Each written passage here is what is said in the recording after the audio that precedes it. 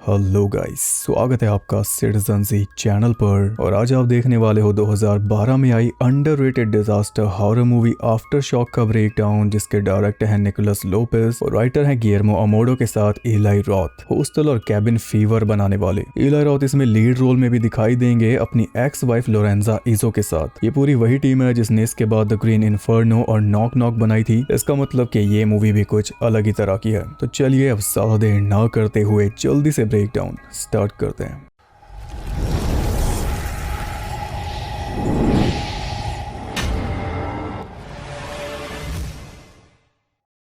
वो स्टार्ट होती है चिले कंट्री में, जहाँ पे तीन दोस्त मौज मस्ती करते घूम रहे थे, ग्रिंगो, आरियल और पोयो। पोयो अमीर बाप का बेटा है और चिले में हर जगह उसकी चलती है, जितने चाहे उतने चिले खा सकता है फ्री में। आरियल ने अपनी गर्लफ्रेंड को चीट करते हुए पकड़ लिया, फिर भी उसे भुला नहीं पा रहा। और ग्रिंगो आया है न्यूयॉर्क से अपनी बेटी को छोड़ के कुछ दिन दोस्तों के साथ फन करने और बेटी के लिए नई माँ मिल जाए इस उम्मीद में भी। रात में वो तीनों जिस क्लब में थे वहाँ पे भी ग्रिंगो अपनी बात पक्की करने के चक्कर में था, पर किसी के साथ हो नहीं पा रही थी। ऐसे धक्के खाता हुआ वो सेलिना गोमेज के पास जा पहुंचा, पर उसने भी कोई भाव नहीं दिया। उसी टाइम वहां पे तीन लड़कियां आई, काइली, उसकी बड़ी बहन मोनिका जो सिर्फ काइली के ऊपर नजर रखने आई है, और उनकी रशियन फ्रेंड इरीना। उन्हें क्लब के अंदर एंट्री नहीं मिल रही थी, तो पोयो ने एक इशारा करके उन्हें एंट्री दिला दी, क्योंकि पिछली रात भी एक पार्टी में उसने काइली को देखा था। और इसके बाद वो आपस में कुछ घुल मिल गए। मोनिका इंडिया में रह रही थी, पर डैड ने पैसे ऑफर करके काइली के साथ उसकी देख रेख के लिए भेजा, तो वापस आ गई। काइली को ज्यादा ही बेफिक्र है, तो कहीं वो कुछ गलत ना कर बैठे या कोई उसके साथ कुछ गलत ना कर दे, बस इसी डर से डैड ने मोनिका को स्पेशली बुला के उसके साथ भेजा है। इरिना रशिया से आई है और उसका भी एक बेटा है। मतलब ग्रिंगो को उसमें परफेक्ट मैच दिख गया, जबकि वो कुछ पक्का इंटरेस्ट दिखा नहीं रही थी। वैसे उन्हें अगले दिन वापस जाना था, पर जब पोयो ने वेलपरेसो में एक स्पेशल पार्टी का जिक्र किया, तो काइली उस पार्टी में जाने के लिए बेचैन हो गई। मोनिका तो साफ मना कर रही थी, पर काइली ने डैड से उसकी बात करा दी, इसलिए वापस जाना थोड़ा डिले हो गया। अगले दिन पूरा ग्रुप पोयो की कार में वेलपरेसो शहर में पहुंचा, जहाँ पे उन्होंने पूरा दिन मस्ती की। फिर वो एक केबल ट्रैम से हिल पे जाना चाह रहे थे, जिसके लिए ऑपरेटर उन्हें मना कर रहा था, क्योंकि ट्रैम में एक बार में सिर्फ 6 लोग जा सकते थे। वैसे तो ये बड़ी समस्या थी, लेकिन पोयो के लिए नहीं। उसने पैसे देकर अपने से पहले बैठे 2 लोगों को उसमें से उतार दिया। फिर वो पूरा ग्रुप मजे में ऊपर जाने लगा, लेकिन इससे ऑपरेटर चिढ़ गया था, तो उसने बीच में ही ट्रैम रोक दी उन लोगों को सबक सिखाने के लिए। मगर वो ज्यादा डरे नहीं और कुछ देर में उसने वापस स्टार्ट भी कर दी, तो उन्हें कोई सबक नहीं मिला। बस एक चीज हमें पता चली कि अगर ऐसी कोई चीज हो जाए तो मोनिका को घबराहट होने लगती है। नॉर्मल होने के लिए उसे गोली खानी पड़ती है। खैर, ऊपर पहुंचकर वो पुराने कब्रिस्तान में घूमे, जहां पे एक एंजल का स्टैचू बना हुआ था, जिसकी शरण में कई बच्चे थे। आरियल ने बताया कि ये स्टैचू उन अनाथ बच्चों के लिए बनाया गया था जो मर गए थे। ग्रिंगो ने पूछा, इतने सारे अनाथ बच्चे कैसे? तो आरियल ने बताया कि सामने जो चर्च है, उसमें जब प्रीस्ट और नन्स टनल में छुपकर संबंध बनाया करते थे, तो उसके बाद जो बच्चे पैदा होते थे उन्हें नीचे ही दबा दिया जाता था। अब दिन तो ऐसे घूम के निकाल दिया। रात होते ही पहुंच गए पार्टी में, जहाँ पे ग्रिंगो इरिना से अपनी बात पक्की करने के चक्कर में था, और बात बन भी रही थी कि तभी वहां पे सबका चहेता रसल आ गया,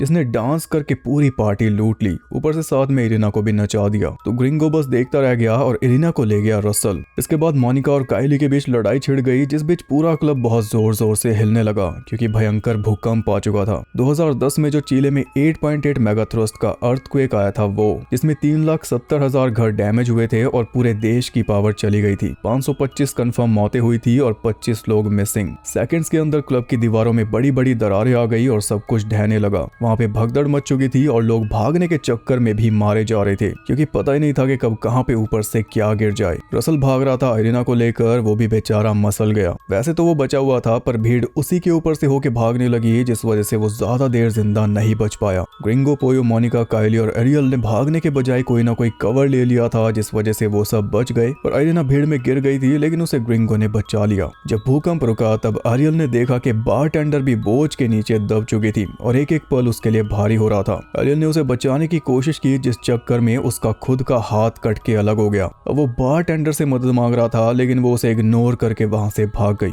एरियल ने जैसे तैसे अपना कटा हुआ हाथ ढूंढा, मगर भीड़ की वजह से वो गिर पड़ा और फिर लोगों के पैरों में आकर उसका हाथ पता नहीं कहां चला गया। बाकियों ने जब एरियल पे ध्यान दिया तो उनके होश उड़ गए। काइली ने तो उल्टी ही कर दी। ग्रिंगो ने जल्दी से बेल्ट उतार के एरियल के हाथ पे बांध दी ब्लीडिंग रोकने के लिए फिर वो अरियल को वहां से निकाल रहे थे, लेकिन अरियल पैनिक कर रहा था कि पहले मेरा हाथ ढूंढो, जबकि ग्रुप को जल्दी थी वहां से निकलने की, क्योंकि क्या पता आफ्टर शॉक में कोई बचे ना बचे। भूकंप के बाद जो झटके आते हैं उनमें वो तो अच्छा हुआ मोनिका को उसका हाथ मिल गया। हाथ बैग में रख के वो सब वहां से निकलने लगे, तभी एक बड़ा सा सीमेंट ब्लॉक ऊपर से गिरा एक लड़की के ऊपर, जिसने पूरा रास्ता ब्लॉक कर दिया। अब बाहर निकलने का रास्ता बंद हो चुका था, पर किस्मत से एक क्लीनिंग लेडी भी अंदर फंसी हुई थी, जिसे बाहर जाने का एक और रास्ता पता था। उसके पीछे पीछे वो सब नीचे टनल में पहुंचे, जहां से सीढ़ी चढ़ के मैन होल से उन्हें ऊपर जाना था। सबसे पहले वो लेडी ही चढ़ी, पर जैसे उसने ढक्कन खोला एक ट्रक उसे कुचल के चला गया। उसके बाद जब बाकी सब चढ़े तो अच्छी तरह आगे पीछे देख के चढ़े, और ऊपर पहुंच के जो बर्बादी उनके सामने आई उनके हाथ पैर कांपने लगे। सब जल्दी से कार तक पहुंचे, लेकिन कार हो चुकी थी पूरी तरह बर्बाद, और किसी के भी फोन में सिग्नल नहीं था। वो आती जाती गाड़ियों को रोकना चाह रहे थे, लेकिन कोई भी नहीं रुक रहा था, बल्कि लोग एक दूसरे को कुचलने के लिए तैयार हुए पड़े थे। मदद तो दूर दूर तक कहीं दिखाई दे ही नहीं रही थी, बल्कि ये जो कहर बरसा इसकी आड़ में सड़कों पे सभी गलत काम भी शुरू हो चुके थे। जैसे एक आदमी काइली के हाथ से बैग चोरी करके भाग गया, जिसमें अरियल का कटा हुआ हाथ था। उस चोर को रोक भी नहीं पाए, पर फिर भी सब्र कर रहे थे कि चलो कम से कम अरियल जिंदा है। लेकिन अरियल की हालत लगातार बिगड़ती जा रही थी। उसे हॉस्पिटल ले जाना बहुत जरूरी था, और हॉस्पिटल था पहाड़ी के ऊपर, जहाँ पे जाने का सबसे इजी और फास्ट रास्ता था वो केबल ट्रैम। मगर एक बार फिर वहाँ पे भगदड़ मच गई, क्योंकि एक तेज अलार्म बजने लगा। लोग अभी भूकंप से संभले नहीं थे, और इतने में सुनामी की वार्निंग आ गई, इसलिए वहाँ पे पैनिक फैल गया ऊंचाई पे जाने का। अब हर किसी को कैसे भी करके पहाड़ी पे जाना था, इसलिए ट्रैम स्टेशन पे पूरी भीड़ लग चुकी थी। भीड़ को चीरते हुए पोयो ऑपरेटर के पास पहुंचा, जो कि पहले से ही पोयो से चिढ़ा हुआ था। पोयो उसे पैसे ऑफर करने लगा कि हमें सबसे पहले ऊपर भेज, लेकिन ऑपरेटर ने उसके पैसों पे थूक दिया। तभी ग्रिंगो अरियल को अंदर ले आया और रिक्वेस्ट करने लगा कि हमें जाने दो, वरना ये मर जाएगा। पहली बार ऐसा हुआ कि बाप का पैसा पोयो के काम नहीं आ रहा था, जिस वजह से वो बौखला के ऑपरेटर को धमकी देने लगा। तो बदले में ऑपरेटर ने उसके मुंह पे रख के दिया। तब कहीं जाके वो वापस धरती पे आया, अपने दोस्त की जान की भीख मांगते हुए उसे सॉरी बोलने लगा। फिर ऑपरेटर तैयार हो गया, लेकिन सिर्फ अरियल को ऊपर भेजने के लिए, और किसी को नहीं। अरियल पहुंच जाए वही बहुत है। इतने से भी ग्रिंगो और पोयो खुश हो गए। वैसे ऑपरेटर कह रहा था कि सुनामी की वार्निंग हर 10 साल में आती रहती है, मगर आज तक यहाँ कभी सुनामी नहीं आई। तुम सब लोग बेकार में चिंता कर रहे हो। ट्रैम के अंदर एक लेडी अपने बेटे के साथ बैठी थी। पोयो उसे पैसे देने लगा कि मेरे दोस्त को हॉस्पिटल ले जाना, तो उसने बोला कि चिंता मत करो, ले जाऊंगी बिना पैसे लिए। उन दोनों ने एरियल को ट्रैम में बैठाया, जो कि पूरी तरह भरी हुई थी, जबकि उसकी कैपेसिटी है सिर्फ 6 लोग। फिर भी प्रेशर में ऑपरेटर को भर के चलानी पड़ रही थी, वरना लोग उसे पीट पीट के खत्म कर देते। अब ट्रैम ऑलमोस्ट ऊपर पहुंच चुकी थी, और वो सब नजरें गड़ा के देख रहे थे कि एरियल अब बच जाएगा। लेकिन ऊपर पहुंच पाने से पहले ट्रैम की केबल टूट गई, जिस वजह से ट्रैम सीधा नीचे आ गिरी, और उसके अंदर बैठे सभी लोग मारे गए। एरियल की जान बचाने के लिए अंदर बैठाया था, मगर उल्टा उसकी जान चली गई। इससे पोयो को गहरा सदमा लगा, पर ग्रिंगो जैसे तैसे उसे समझाकर वहां से ले गया, क्योंकि अभी उनकी खुद की जान को भी खतरा है। अब वो पूरी चढ़ाई चढ़ के ऊपर जाने की कोशिश कर रहे थे, लेकिन वहां भी बिल्डिंग्स कोलैप्स हो गई और पूरा रास्ता बंद हो गया। भाग के मेन रोड पे पहुंचे तो देखते हैं कि वहां तो पूरी लूट पाट मची हुई थी। सरेआम दुकानें लूटी जा रही थी, किसी को कोई डर रहा नहीं। ये सब देख के मोनिका को फिर से पैनिक अटैक आने लगा, पर काइली ने उसे संभाल लिया। देखते ही देखते वहां पे पुलिस आ गई, और पुलिस ने अनाउंस करके बताया कि जेल से कैदी भाग चुके हैं, इसलिए कर्फ्यू लगा दिया गया है। अपने अपने घर जाओ, वरना अरेस्ट कर लिए जाओगे। लेकिन पुलिस की कोई सुन नहीं रहा था, उन्हें भी जिंदा चलाया जा रहा था, जिससे हमें पता चला कि ये सब भागे हुए कैदी हैं। कानून बचा नहीं, इसलिए सरेआम क्राइम्स हो रहे थे, और लड़कियों का बचना बहुत मुश्किल हो चुका था। मोनिका, काइली और इरिना को देखकर कुछ आदमी उनके पीछे लग गए। किसी तरह उनसे बचते हुए वो सब ऊपर कब्रिस्तान में पहुंचे, जहां से आगे जाने का वो रास्ता ढूंढ रहे थे कि तभी आफ्टर शॉक आ गया, जिस वजह से वहां भी सब कुछ गिरने लगा। बाकी सब तो बच गए, मगर इस बार ग्रिंगो एक सीमेंट ब्लॉक के नीचे दब गया। सब के सब उसे निकालने की कोशिश करने लगे, लेकिन हाथों के जोर से ऐसा कर पाना इम्पॉसिबल था। पोयो ने सलाह दी कि हमें एक जैक की जरूरत है, जिसके लिए हमें कोई कार ढूंढनी होगी। तो पोयो और मोनिका चले गए कार ढूंढने, और काइली और इरिना रह गए ग्रिंगो के साथ। बस उसी टाइम वहां पे वो क्रिमिनल्स की गैंग आ गई, जो लड़कियों के पीछे थी। उनकी आवाज सुनकर ग्रिंगो ने दोनों लड़कियों को छुपने के लिए बोल दिया। फिर ग्रिंगो के खुद के साथ चाहे वो जो भी करें, दोनों लड़कियां वहीं पास में जगह देखकर छुप गई। और जब वो गैंग आई तो उन्होंने ग्रिंगो को टॉर्चर करना शुरू कर दिया, लड़कियों की पूछताछ करने के लिए। ग्रिंगो को लगा था कि वो ज्यादा से ज्यादा पैसे छीन के चले जाएंगे, लेकिन उनके इरादे बहुत भयानक थे। वो ग्रिंगो को तड़पाए जा रहे थे, और ग्रिंगो उन्हें भटकाए जा रहा था, ये कहकर कि लड़कियां मेरे लिए मदद लाने गई हैं। लेकिन वो ग्रिंगो का यकीन नहीं कर रहे थे, और मुंह खुलवाने का उनके पास एक कारगर तरीका था। उन्होंने ग्रिंगो के ऊपर शराब छिड़क दी, उसे जिंदा जलाने के लिए। और आग को इतना नजदीक देखकर ग्रिंगो ने उन्हें इशारा करके बता दिया कि लड़कियां वहां पर हैं। इस खामोशी को इरिना ने भांप लिया, इसलिए वो जल्दी से निकल के वहां से भागने लगी, लेकिन उन लोगों ने उसे पकड़ लिया। फिर उससे बाकी बाकी लड़कियों के बारे में पूछने लगे, लेकिन उसने मुंह नहीं खोला, जिसके बदले में लीडर ने उसे असॉल्ट करना शुरू कर दिया।